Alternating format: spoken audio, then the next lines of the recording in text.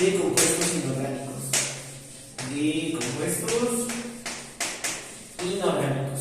Clasificación de compuestos inorgánicos. En la clasificación ya vamos a hablar un poquito sobre, otra vez vamos a definir ya lo que son las sales, vamos a definir, ya la definimos, ya habíamos platicado de ella, pero vamos a formalizarlo ya. Vamos a hacer un resumen de esto y entonces vamos a poner acá. Los primeros que vamos a ver son los óxidos metálicos. Óxidos metálicos, pero cabe aclarar, metálicos, que los óxidos metálicos sí se conocen así, pero más que óxido metálico, a esto se le va a conocer como óxido básico.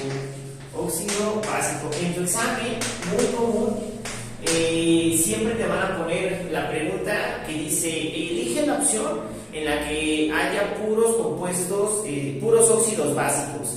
Elige la opción en la que haya puros óxidos ácidos.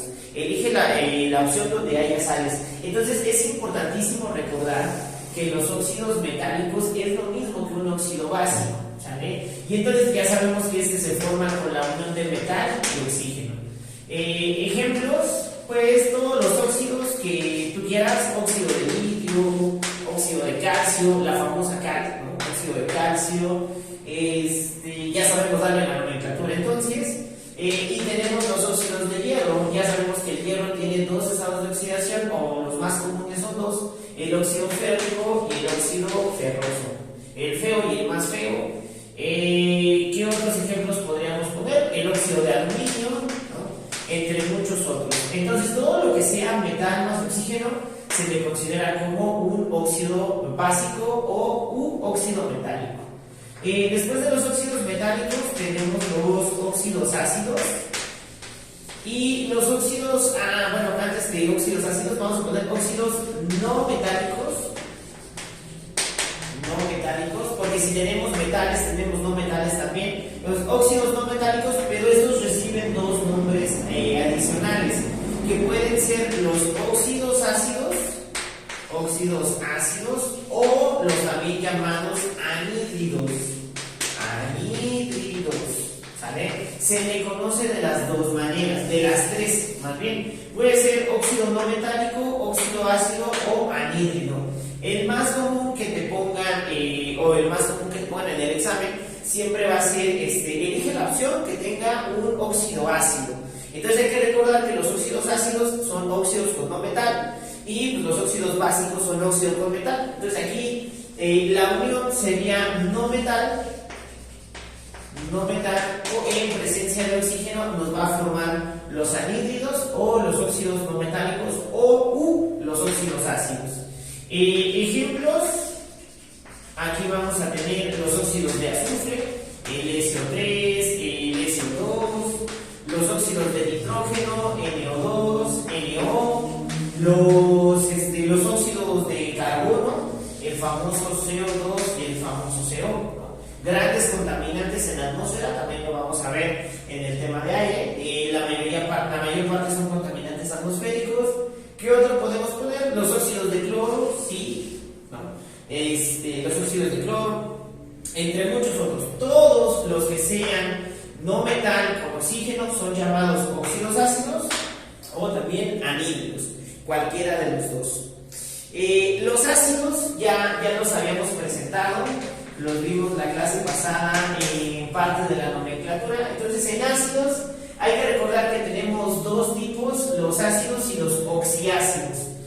Los ácidos es la unión normalmente de hidrógeno más un no metal, ¿sale? Y ejemplos de ellos, pues tenemos el ácido clorhídrico. Ya habíamos hablado de ellos la clase pasada: el ácido clorhídrico, el ácido sulfídrico, el ácido fosfórico, el ácido sulfúrico, H2SO4, el ácido fluorhídrico, ¿qué otro? El ácido acético, el famoso vinagre, CH3COOH, ¿no? Un ácido un poquito ya más complejo, el ácido acético. Perdón, aquí ya puse oxiácidos. No. Primero estamos hablando de los ácidos, ¿no? Primero los ácidos, así tranquilitos, HF. Y entonces viene otra clasificación son los oxiácidos, ahora sí, oxiácidos, y aquí sí tenemos el ácido sulfúrico, ahora sí ya tiene oxígeno, el ácido fosfórico, ahora sí ya tiene oxígeno, HClO4 y así sucesivamente, ¿no? Hipocloritos, percloratos y todo lo que tenga ya que ver con oxígeno ya lo vamos a considerar como un oxiácido. Pero de entrada los ácidos son aquellos que tienen hidrógeno y no metal. Vamos a conocer a las bases, ya también las presentamos la clase pasada. Vamos a conocer a las bases. Las bases es la unión forzosamente de un metal más el ion hidróxido. Este es el ion hidróxido. Y entonces por bases tenemos el hidróxido de litio, el hidróxido de sodio, la famosa sosa, la sosa cáustica es esto, los hidróxidos de calcio con su respectivo estado de oxidación, los hidróxidos de hierro, igual tenemos el hidróxido ferroso y tenemos el hidróxido férrico. Entonces todo lo que tenga que ver con el ion OH y tenga un metal es considerado como una base. Y por último, las sales, vamos a poner aquí las sales. Las sales ya sabemos que es la unión de un no metal con un metal. Vamos a poner aquí metal más no metal. Y eso ya nos va a formar una sal, que también habíamos platicado que se parecen mucho a lo que son los enlaces iónicos. Las sales tienen un enlace de tipo iónico. Y entonces, ejemplos de sales, tenemos el cloruro de sodio, o tenemos el sulfuro de calcio, metal, no metal. ¿Qué otro podemos poner aquí? El cloruro de potasio. Todos los que tú quieras ya entrarán aquí como sales. ¿Ok? Entonces, esa sería la clasificación de los grupos de los compuestos inorgánicos. 1, 2, 3, 4, 5. ¿No? Aquí aparecen 6 con los oxiácidos, pero pues es lo mismo. Porque también vamos a tener las oxisales, pero igual, oxisales. También las oxisales van a ser la unión de un metal más un no metal más el oxígeno. ¿No? Entonces va a ser metal más no metal más la presencia de oxígeno. Ejemplos de ellos, el sulfato de sodio, ¿no? Todo lo que tenga que ver con metal, no metal y oxígeno. También podríamos poner, no sé, muy básico, el fosfato de potasio, el fosfato de calcio. Ahí está, ya queriendo cambiarle los nombres a los elementos, ¿no? Y ahí están. Entonces, esas serían las clasificaciones. A final de cuentas, los oxiácidos y las oxisales vienen siendo lo mismo, sal y ácido, nada más que con la presencia de oxígeno. No podemos tener oxibases, esas no, esas ya es base, porque ya tienen el oxígeno. Y los óxidos ya también están aquí, óxidos metálicos y óxidos no metálicos, ¿sale? Y ya acabamos básicamente con esa parte de nomenclatura. Vamos a ver el concepto del mol. ¿Sale? ¿Cuál es el concepto del mol? Si tú lo buscas en algún libro, si lo has llegado a buscar, incluso por internet, el concepto es un poquito complejo, es un poquito, bueno, a mi punto de vista no es tan sencillo. Entonces, el concepto de mol nos dice que es el número de moléculas, de oxígeno que hay en 32 gramos,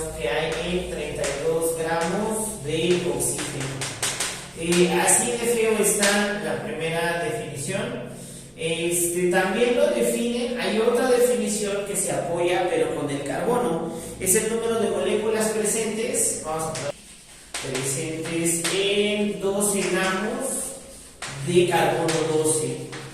Porque hay que recordar que hay dos isótopos del carbono, el carbono 14 y el carbono 12. ¿Y por qué se ocupan estas definiciones? Estas definiciones se ocupan con oxígeno o con carbono porque son los que tienen menos isómeros. Los isómeros son isótopos, perdón, los que tienen menos isótopos.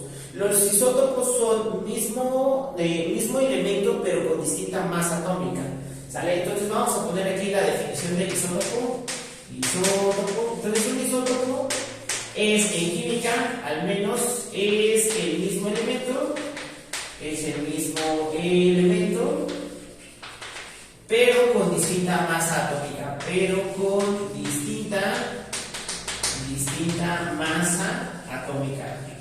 masa atómica. ¿Eso qué quiere decir? Que va a tener distintos números de neutrones.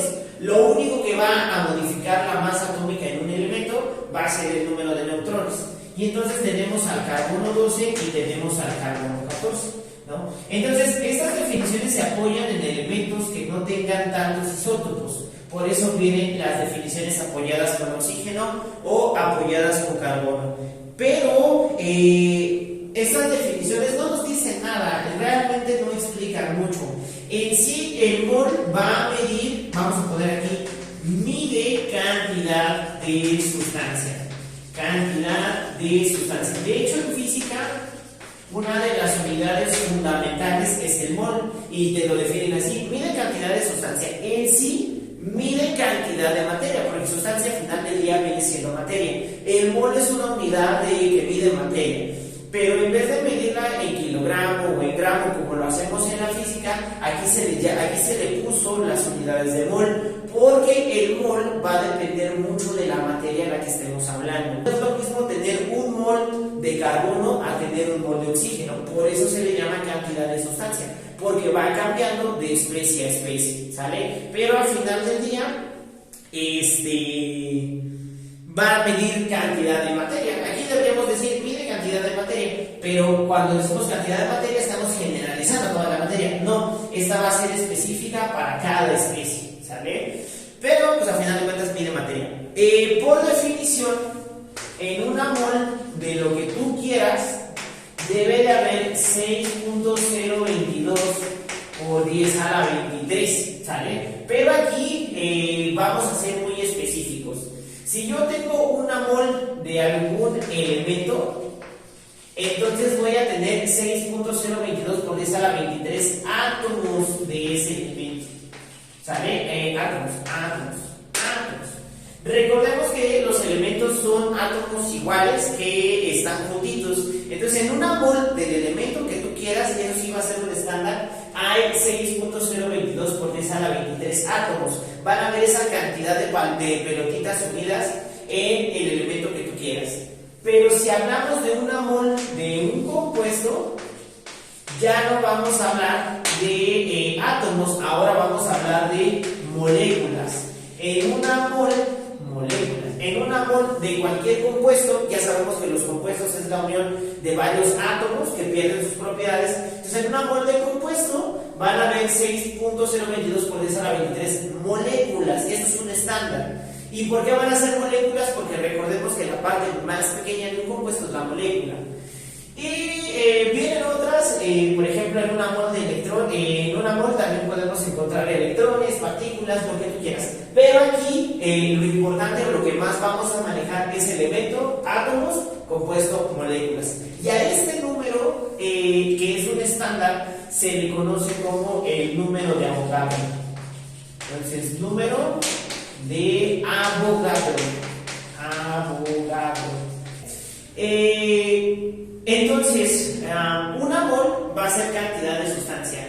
Y vamos a hablar un poquito sobre lo que es la masa molar y lo que es la masa molecular, que aunque se calculan de la misma manera, mucha gente dice, ¿esto es lo mismo? No, no es lo mismo. La masa molecular es por molécula y la masa molar es por mol, ¿sale? Entonces vamos a poner aquí masa molar. La masa molar es la cantidad de materia, es la cantidad de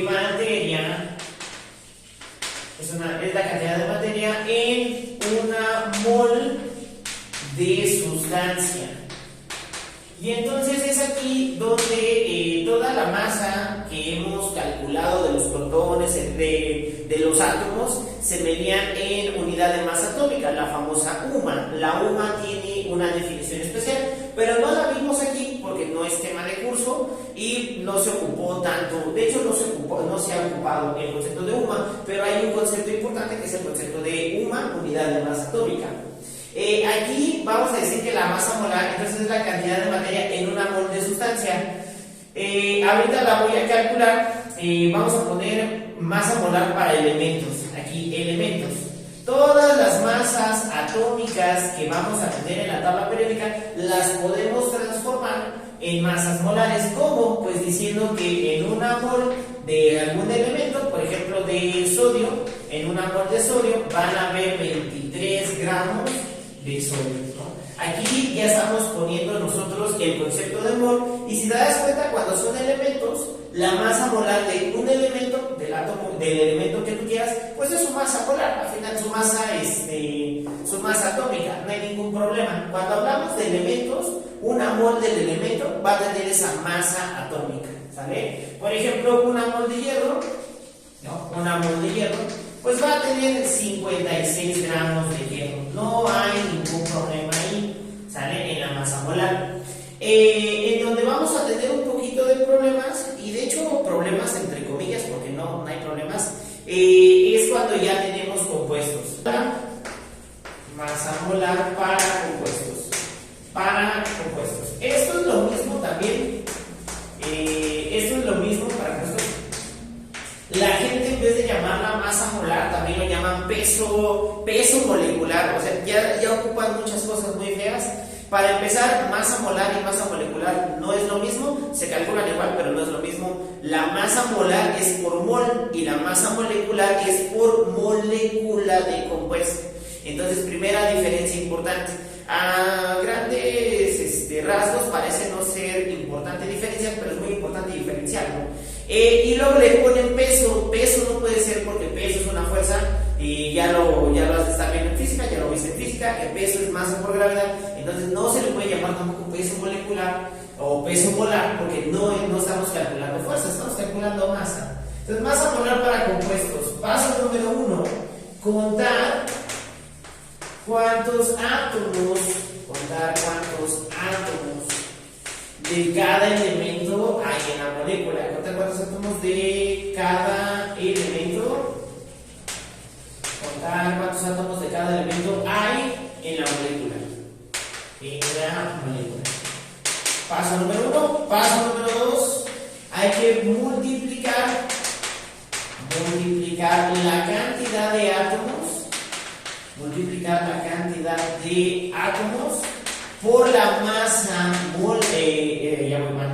multiplicar la cantidad de átomos por la masa atómica, eso sí, por la masa atómica de cada elemento. ¿Vale? Entonces, multiplicar la cantidad de átomos por la masa atómica de cada elemento. Y paso número 3, pues tenemos que sumar todos nuestros resultados. ¿Sale? 3 sencillos pasos. La pregunta es, ¿y cómo voy a saber las masas atómicas de cada elemento? El día del examen te tienen que decir cuál es la masa de cada uno de los elementos, o si no te ponen una tabla periódica al final, que es lo más común. Date las dos, de hecho te dan la masa de cada elemento y te dan la masa atómica, o te dan la tabla periódica para que tú puedas ver cuál es la masa de cada elemento. Entonces vamos a poner aquí un ejemplo, bueno, varios, y vamos a poner primero el sencillo, ¿no? Vamos a calcular la masa atómica, la masa molar. Calcular la masa molar de los siguientes compuestos.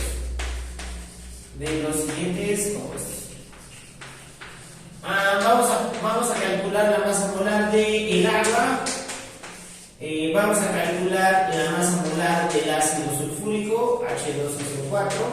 Vamos a calcular la masa molar de, vamos a poner carbonato, Al2, CO3, 3. Vamos a calcular la masa molar del carbonato de aluminio.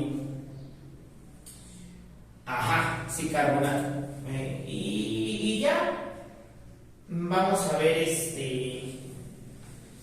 ver, yo voy a ir poniendo las masas atómicas de cada uno de ellos y vamos a empezar a calcular. Voy a borrar acá y entonces vamos a hacer el inciso A. Entonces vamos a calcular la masa molar del agua, inciso A. Paso número 1, tengo que contar cuántos átomos de cada elemento hay en la molécula. Entonces, ¿cuántos elementos tengo? Tengo solamente dos elementos, tengo hidrógenos y tengo oxígenos. De hidrógenos voy a tener únicamente dos átomos, entonces de hidrógenos son dos. De oxígeno es uno, aquí no tiene número, pero al igual que en el álgebra se da por hecho que aquí hay un 1, entonces tengo un solo átomo de oxígeno. Y voy a multiplicar por las masas atómicas y esas las encuentro en la tabla periódica o nos van a dar en el problema. La masa atómica del hidrógeno es de 1, la masa atómica del oxígeno es de 16 y entonces ya conté cuántos átomos tengo. Paso número 2, hay que multiplicar la cantidad de átomos por la masa atómica de cada elemento. Aquí está, la parte derecha, estas dos es la masa atómica, que hay que recordar que masa atómica se le pone con la letra A y ya la más hay que multiplicar. 2 por 1 son 2, 1 por 16 son 16. Paso número 3, sumar. Serían 18 gramos por mol. Esas serían las unidades de la masa molar, gramos por mol. Y esas unidades, ¿qué nos quieren decir? Esas unidades, lo voy a poner aquí, nos quieren decir que en una mol de agua o para formar una mol de agua se necesitan 18 gramos. Y obviamente una mol de agua no va a ser lo mismo que una mol de ácido sulfúrico. Es por eso que la mol se le considera como cantidad de sustancia. Porque va a cambiar, el mol va a cambiar de materia a materia. No es lo mismo mol de agua que mol de ácido sulfúrico. Ahorita los voy a comparar. Quiere decir estas unidades que para formar una mol de agua yo necesito 18 gramos. Obviamente si tengo menos de 18 gramos tengo menos de una mol, y si tengo más de 18 gramos voy a tener más de una mol. Vamos a continuar. Ese es el inciso A. El inciso B vamos a hacer lo mismo. Vamos a hacer la masa molar del ácido sulfúrico y entonces paso número 1, hay que contar cuántos átomos tenemos. Tenemos hidrógeno, tenemos azufre y tenemos oxígeno, ¿sale? Vamos a contar cuántos átomos de hidrógeno tenemos. De hidrógeno tenemos 2 en la molécula, entonces vamos a tener 2. De azufre vamos a tener 1, porque este 4 solamente acompaña al oxígeno, entonces aquí nada más voy a tener 1. Y de oxígeno, ahora sí, de oxígeno vamos a tener 4. Y los vamos a multiplicar por sus masas atómicas, que eso la veo en la tabla periódica o el problema nos va a dar. Y entonces de hidrógeno es 1, de azufre es 32 y de oxígeno es 16. Entonces estas son las masas atómicas, recordar masas atómicas, 2 por 1 son 2, 1 por 32 son 32 y 4 por 16 son 64.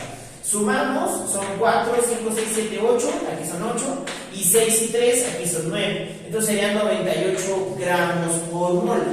¿Y esto qué nos quiere decir? Nos quiere decir que en una mol de ácido sulfúrico debe de haber, o hay exactamente, 98 gramos, me falta poner aquí, en este caso de agua, en este caso de ácido sulfúrico.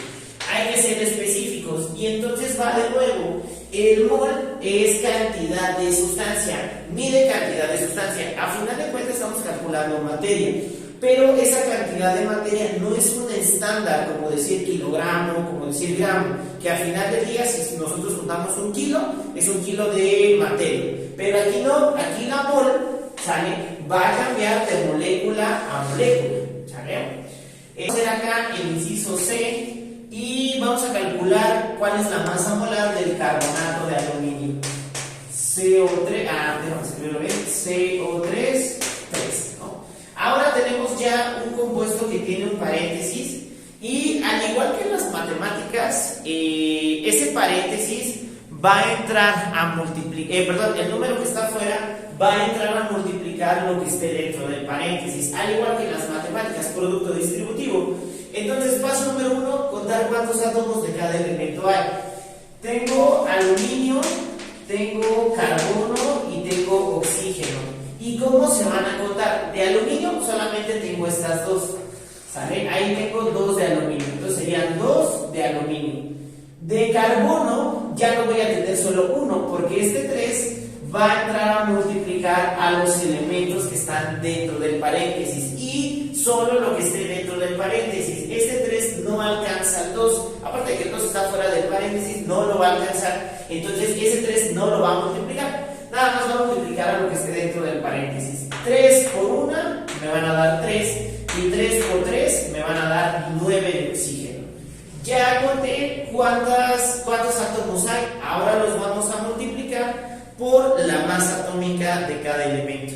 Si no mal recuerdo, la del aluminio son 27, entonces aluminio por 27, la del carbono son 12 y la del oxígeno son 16.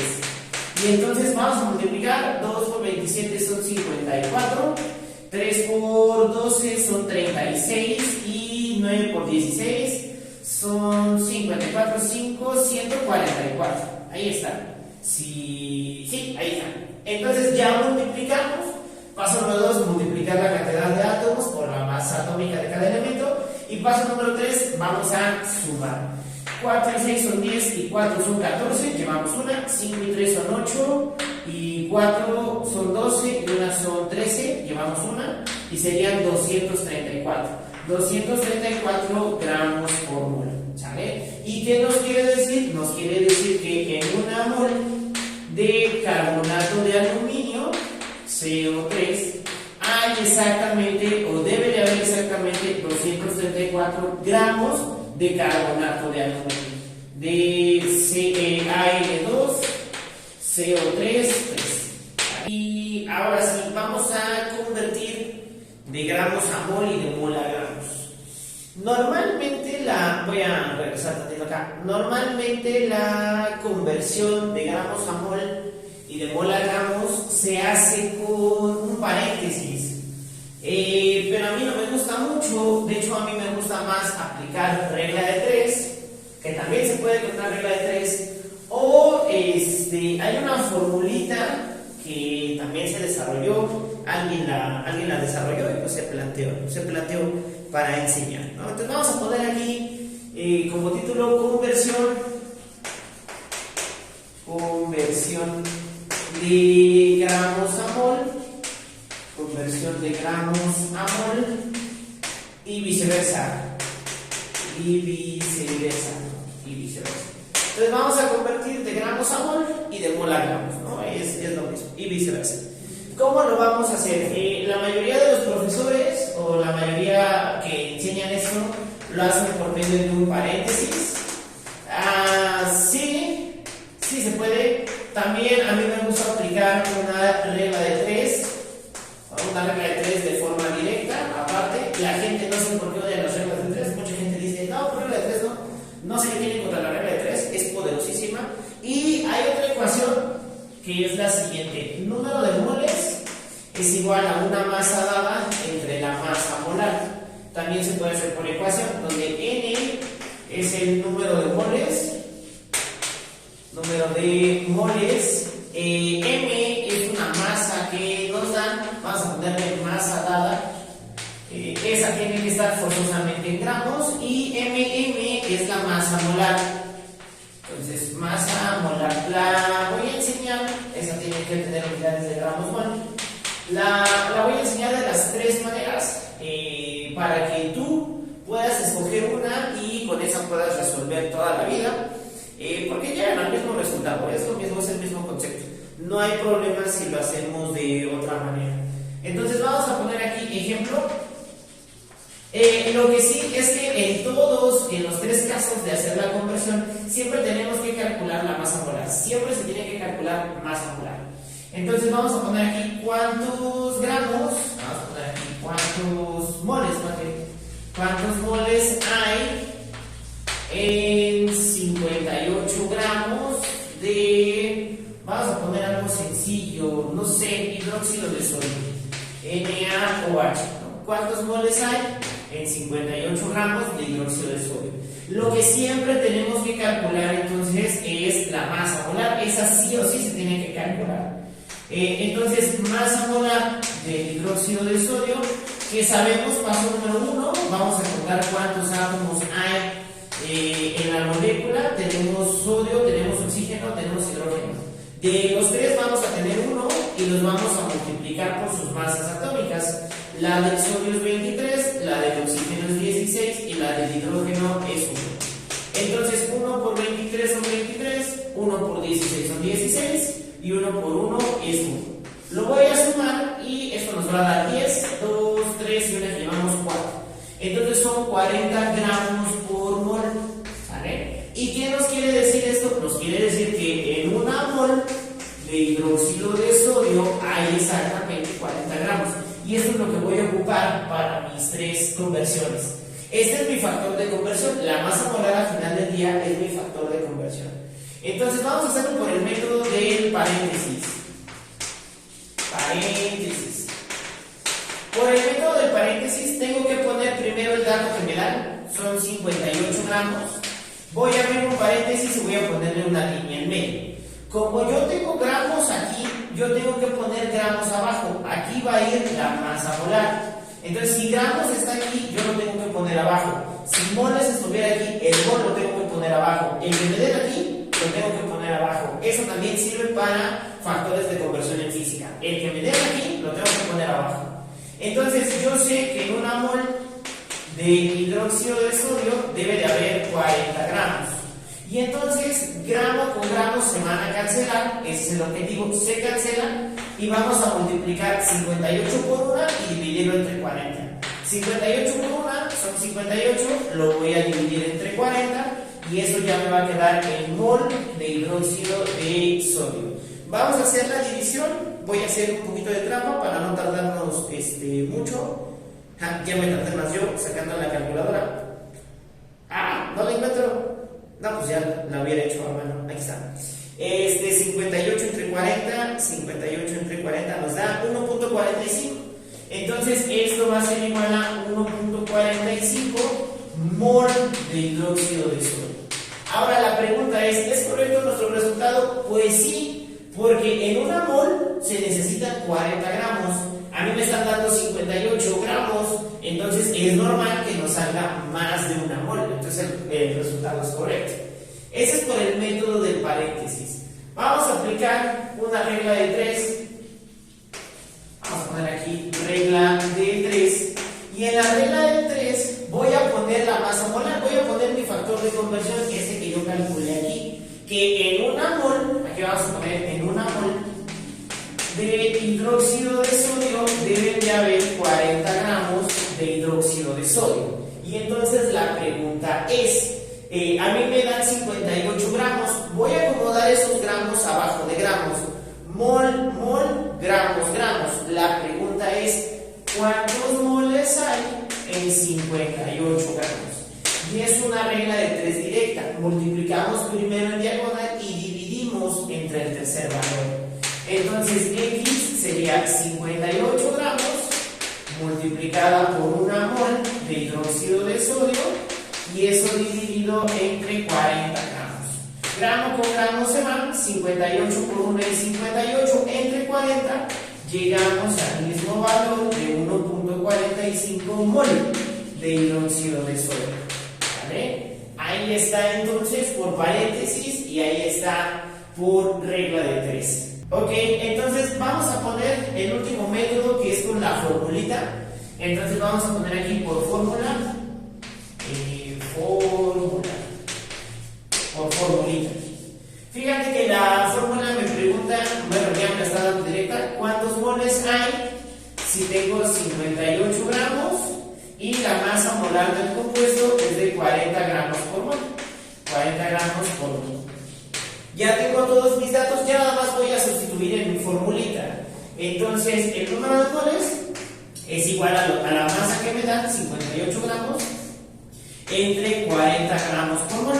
Y llegamos a lo mismo, 58 entre 40, 58 entre 40, 58 entre 40. Entonces, si a muchos alumnos les gusta más la formulita, porque es más rápida, ya quedaría en mol. Eso ya me da unidades de mol, aquí, mol. Entonces, a muchos les gusta más la formulita porque es más directa, ya no tienen que hacer tanta, que la regla de 3, que el paréntesis, que si se cancela. cancelan, ya directamente sale el resultado por formulita, ¿sale? Lo que sí es que por paso obligatorio siempre hay que calcular la masa molar. Si el problema ya nos da la masa molar, pues ya todo está más sencillo. Pero si no, siempre tenemos que calcular masa molar. El proceso contrario, ahora nos van a dar moles y vamos a tener que calcular los gramos. Entonces, la metodología que tú ocupes es la correcta, la que tú quieras es la correcta. Entonces vamos a poner aquí otro ejemplo. Ejemplo 2, y entonces vamos a calcular cuántos gramos hay en vamos a poner 0.18 mol de agua. Vamos a hacerlo sencillo, de agua. Ya sabemos entonces que la masa molar, vamos a ponerla acá. La masa molar del agua es de 18 gramos por mol. 18 gramos por mol. Y entonces vamos a volver a hacer todos los métodos. Paréntesis, regla de 3 y por formulita. Vamos a poner aquí por paréntesis. Vamos a poner aquí paréntesis. Entonces, por paréntesis me están dando 0.18 mol. Entonces, tenemos 0.18 mol. Y vamos a abrir el paréntesis con la línea. Si me dan mol, abajo voy a poner mol. En una mol de agua hay exactamente 18 gramos de agua. Entonces mol con mol se van a cancelar y ya nada más tengo que multiplicar 0.18 por 18 entre 1, ¿no? Pero entre 1 no le va a hacer nada. 0.18 por 18 nos da 3.54 gramos. 3.54 gramos. Y así de fáciles ya acabamos. Eso es por método de paréntesis. Vamos a hacer la regla de 3. Aquí lo voy a aplicar. La famosa regla de 3. Y entonces por regla de 3, otra vez vuelvo a poner mi masa molar en su factor. Que vamos a poner que en una mol de agua debe de haber 18 gramos. Y entonces la pregunta que nos hacen es: ¿cuántos gramos? Ahora voy a poner a X abajo de los gramos. Hay en 0.18 mol. Aquí tenemos 0.18 mol de agua. Otra vez una regla de 3, multiplicación en diagonal y dividimos. 0.18 mol multiplicado por 18 gramos y dividido entre una mol. Mol con mol se van, 0.18 por 18, que es lo mismo de acá, nos vendría dando 3.54 gramos de agua. Y ahí está, así de fácil, así de sencillo. Y por fórmula sí tendríamos que hacer un despeje. Aquí sí vamos a tener que despejar. Aquí la pregunta es: ¿cuántos gramos? Aquí, ¿cuántos gramos? Vamos a ponerle X. ¿Cuántos gramos hay en 0.18 mol? El número de moles sí me lo dan. De agua, y me dan la masa molar del agua, que es de 18 gramos por mol. La formulita nos dice que el número de moles es igual a la masa por la masa molar. Pero yo conozco la masa molar y conozco el número de moles. Lo que no conozco es la masa. Entonces, este que está dividiendo va a pasar a multiplicar, un despeje sencillo, y entonces masa es igual a masa molar multiplicada por número de moles. Entonces sería masa molar 18 gramos por mol multiplicada por 0.18 mol, y volvemos al mismo resultado, 18 por 0.18, y nos vendría dando otra vez 3.54 gramos. Es exactamente lo mismo, nada más que tendríamos que hacer un pequeño despeje.